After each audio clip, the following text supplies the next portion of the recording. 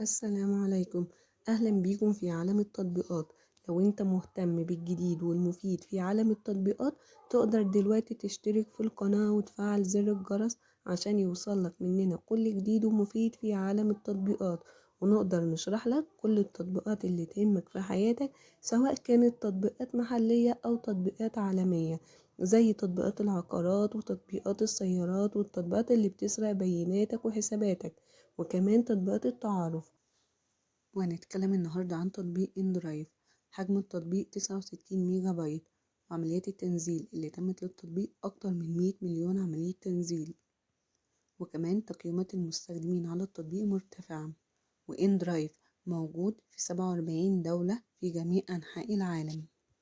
تطبيق إندرايف بيعتمد على نظام التسعير الديناميكي، يعني انت بتحدد سعر الرحلة اللي تناسبك والسائقين اللي يوافقوا أو يرفضوا، وده بيخلي الأسعار أرخص وأكتر مرونة. وكمان مش بس اللي الرحلات ممكن تستخدمها عشان توصل الطلبات أو البضائع. ومش بس إندرايف مش إندرايف كمان بيخليك تختار السعر اللي يناسبك، لأ ده كمان بيقدم لك خيارات كتير، زي إن انت ممكن تختار عربية صغيرة أو عربية كبيرة، تختار يعني نوع عربية اللي تناسبك. وكمان حتى الشحنة، ان انت هتشحن بضايع، انت بتبدأ بتحدد العربية اللي هتنقل فيها الشحنة الكبيرة دي.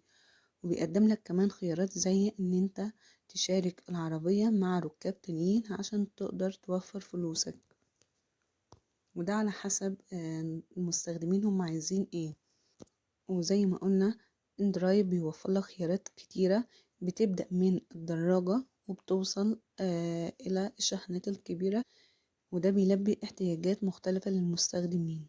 وكمان بيوفر التطبيق ميزات إضافية، زي إن أنت بتتابع الرحلة وبتقيم السائقين ومن عيوب التطبيق وقت الانتظار. في بعض السائقين بيتأخروا عن الميعاد، وبالتالي بيأخرنا عن الميعاد المحدد لينا.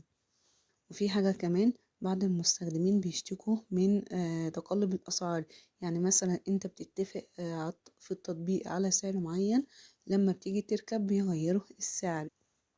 وكمان مستخدمين بيشتكوا من صعوبة في التواصل مع السائقين دي أو مع خدمة العملاء في بعض الأحيان.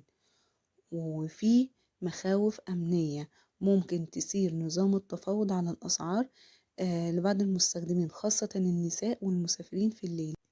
أتمنى أكون وصلت التطبيق بشكل سهل وبسيط، وياريت بعد تحميل التطبيق كل واحد يقول رأيه في التعليقات، سواء كانت تعليقات إيجابية أو تعليقات سلبية، عشان كلنا نستفيد.